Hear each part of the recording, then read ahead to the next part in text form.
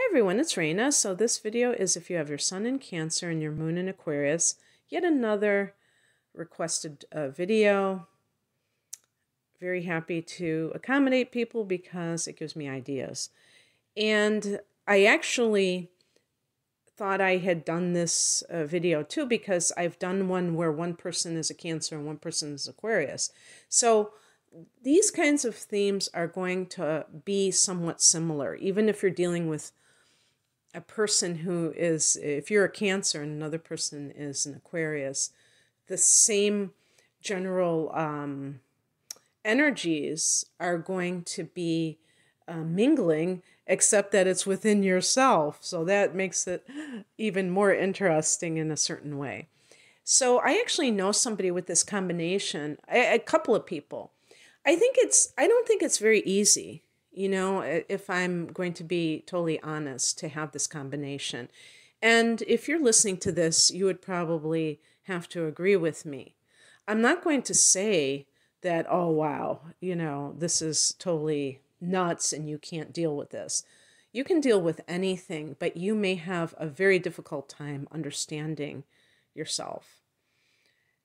Because the sun is the most important thing. This is why we say, hey, baby, what's your sign? And we're not talking about the moon sign. We're not talking about the rising sign. We're talking about the sun sign, because the sun is the center of our universe. And when we incarnated, the sun represented how we chose, or how we choose to shine our light on the world. And so whatever else you've got going on in your chart, even where the sun is placed, the sign of the sun is going to be front and center as far as I'm concerned. So when you're talking about Cancer, you're a natural nurturer. Even if you never breed, reproduce, whatever you want to call it, or adopt, you may have pets, fur babies. You may gravitate towards working with children, early childhood, elementary school, where you can have that experience of feeling that you are taking care of somebody. Maybe you get into the healthcare industry because of wanting to take care of somebody. I would say definitely more likely to be a nurse than a doctor, because the nurse is nurturing. And so, yeah, these kinds of motivations are stemming from that influence of Cancer. And also, Cancer is a water sign, so there's just a very strong streak in you that is coming from a personal, emotional place. With Cancer, you specialize in the past. And so for those Cancer individuals who go into teaching at a higher level, I would say, like, you know, where you're specifying, where you're specializing in certain subjects, you might pick history. So whether you're the high school history teacher or you teach at college. I think of Cancers as teachers too. And one of the reasons is because of that connection with the past. I think of Cancer as a traditional sign that is respectful of elders, as well as the history that has led up to this present moment. So wanting to just obliterate history is not really what Cancer is about. It might even be sacrilegious to a Cancer person to ignore what has come before and just be like, that doesn't matter, that's the past. Cancer, a lot of Cancers may live in the past so much that the present is more of a fantasy to them. And that makes you very sentimental. So the clinging emotional quality of the crab is a lot of times coming from that remembrance of better days. So even if you are having trouble with your spouse, your primary relationship, you might stay in that situation too long because of the fond memories that you have of a time when things were a lot better. And I will get into why that's not going to be true 100% of the time when I talk about Aquarius, but I'm just sticking with Cancer here, trying to set the table, because you'll see how it gets a little bit tricky when you bring in Aquarius, especially as the moon sign, into the picture. I think they said something like there are more Cancer billionaires than any other sign. And I wouldn't doubt that, because I believe that Cancer can be savvy with money. The only way that Cancer might be a little bit, not as much, is being too cautious, conservative, and not taking enough chances. But in general, I think that Cancer can be very good at saving money, conserving resources, especially. But I'm talking about adding the moon in Aquarius to it. I think there might be intuitive gifts that can be used for the stock market or whatever. So what else? But anyway, there was something else I wanted to say along those lines of, the emotions, but I'm just going to move on to the moon sign. Now, Cancer is ruled by the moon. So, well, yeah. And so what can happen with Cancer is that the person can be moody. And you might be laughing right now. Cancer's the crab. So crabbiness, waking up on the wrong side of the bed and letting everyone knowing it, wearing your heart on your sleeve. Is this bad? Is this good? Is this neutral? Well, it's, your feelings are your feelings. And I certainly wouldn't say, be fake. But on the other hand, if you find that you are controlled by your feelings, where if you don't feel quite right when you wake up in the morning, you feel like a little bit, out of sorts, that you find a way to right yourself, to kind of raise your vibration, rather than wallowing in that disjointed or negative emotion. If you are a very vivid dreamer at night, you may have dreams that kind of shake you up. I'm glad I don't dream or, don't do it very much, because I know sometimes when I wake up, it feels like I've been thinking too much, or it doesn't feel like refreshing. So I have a feeling that a lot of water sign individuals are very active in the dream state, especially if you have personal planets in the 12th house, like the sun, Mercury, that kind of thing. You may also, the moon, you may also have a very active dream state. So in that case, if that affects your waking hours, keep a dream journal, and maybe there's probably some kind of things you can do to set an intention before you sleep so that you have positive dreams and productive dreams. But another aspect of that, I think, is that if you are not really getting out your more challenging emotions during the day, if you're kind of sublimating your emotions, it may come out in that state. So being very open about your feelings, even if they're not on the positive side, but doing so in a way that is not off-putting to other people, that kind of thing. Learning how to say no, learning how and say no without guilt and without aggression, and not being like, how dare they even ask me that, and then you get like incensed about it and feeling like guilty that you're saying no. Don't be guilty, but don't be pissed off about it. When somebody asks you, start really setting boundaries if you find that they are porous at the moment. But anyway, getting to what I was talking about mood-wise, is that the moon is about the emotions, the emotional regulation, the emotional self-expression. And it can also be the mother. So with Aquarius, it can be that you have a side to yourself that is very, very detached, to the point where this is something that people with the moon in Aquarius do. They can be very unpredictably shutting off another person, like cutting them off. And that can be very devastating or unnerving to the other party.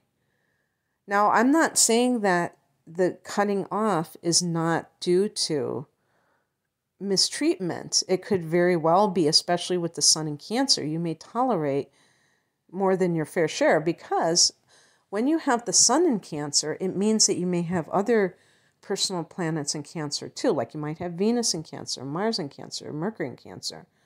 Your moon sign can be anything. So you might have a water moon, or maybe moon in Taurus, which is more easygoing.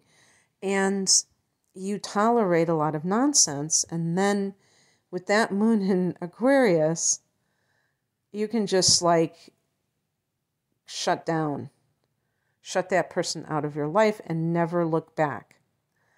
This, I know somebody that this happened to, and that was married for many, many years. And it still shocks me, but it also impresses me, because I know what Cancers, I know that they are very long-suffering in love. And so for them to do something like that takes a lot of guts. For them to walk away from a situation where they're not being emotionally fulfilled, or they are being, what's the word, maybe they are being taken for granted or downright abused. When you decide that you do not love somebody, or that you do not want them in your life, you can just pull down that curtain, close that door, and never look back. And it's over. And it's like the other person may hold out hope that you can get back together, and you're already have moved on. So that is not necessary. I mean, it's good to be emotionally detached from the perspective of you don't want to get sucked in by your emotions, but it can manifest as blowing hot and cold. And that can be very crazy making for other people, because sometimes you may be, even on a the example I just gave you about shutting down, that's the nth degree. That's like when you have finally had it. But along the way, you might have days when, and I'm talking about in any of your relationships, where you're just indifferent to other people's issues. You're focusing on, it's like you don't have it to give emotionally. So you may go from one extreme to the other when you're dealing with relationships. Either you're very nurturing, maybe overprotective, and then you're just letting, if you have children, you might be overprotective as a Cancer. And that's not really good for children, because it kind of gives a covert message that the world is a scary place when you are overprotective. And also, if a Cancer person really analyzes what's going on, a lot of times they don't want that child to grow up. They want to keep them in that certain age range where they are still dependent on them, where they can take care of them. As a child grows up and becomes a teenager, they want to do more things on their own. And healthy parenting is seeing where they are developmentally, and gradually giving them more freedom and trusting that they will make the right decisions. I am not a parent, so this is all me from an ivory tower saying this, but I think that that's pretty sound advice. And I think that sometimes what happens is a Cancer parent can still see their child as an actual young child, and they are not, giving them more and more freedom. And what that sets up is eventual rebellion, and the child is going to feel suffocated from, and when I say child, I actually mean a teenager, so I'm kind of confusing these terms. But you have to see your child in their different stages, and you might be in denial over that, but then this combination can go and then do something, like be very strict with their child because they don't want them to grow up. And then when they are feeling emotionally distant or unavailable, they may just say, okay, you can go have a sleepover with your boyfriend, and they're 16 years old. You could go from very strict to very permissive overnight, and just kind of veer back and forth in whatever mood you're in. So it isn't very important to be consistent, because your child will not know what to make of this or any of your relationships. If you are blowing hot and cold, or if you are changing the rules of the game as they go along.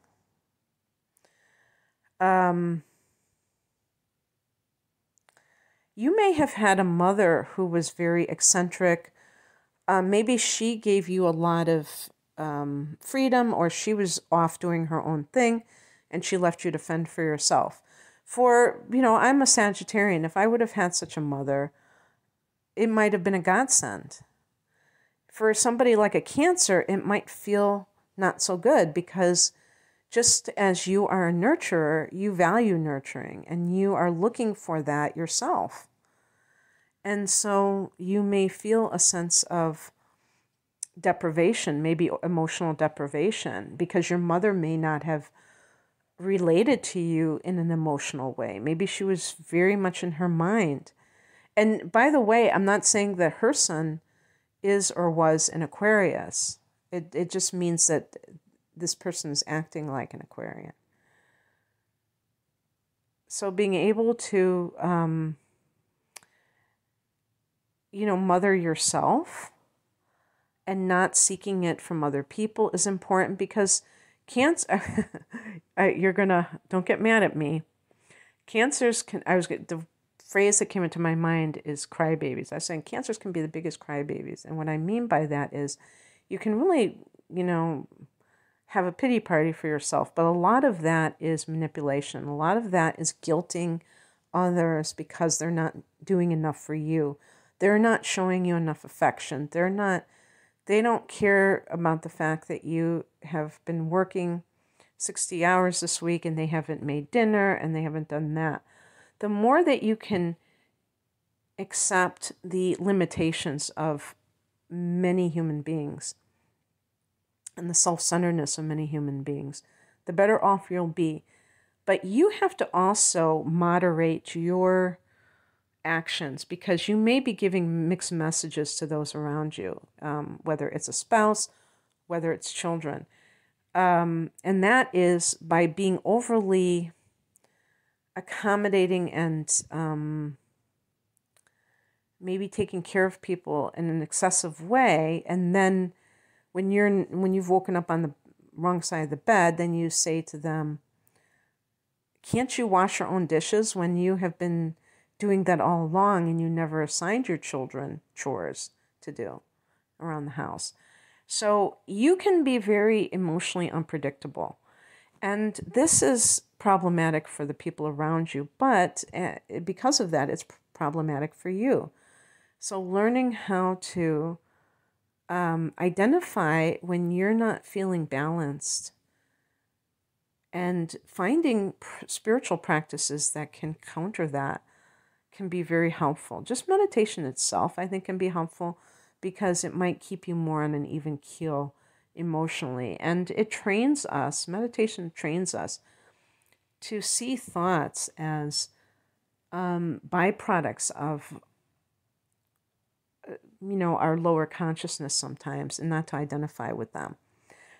Aquarius is an intellectual sign, so It's very commonplace for an Aquarius person to intellectualize their thoughts, and that can also be how they relate to other people, even when they're expressing their emotions, talking, being very analytical about it. And there might be times when that is very useful, but a lot of times it can lead to emotional bypassing, where you're just in the mind, or spiritual bypassing too. You're in the mind, you're not really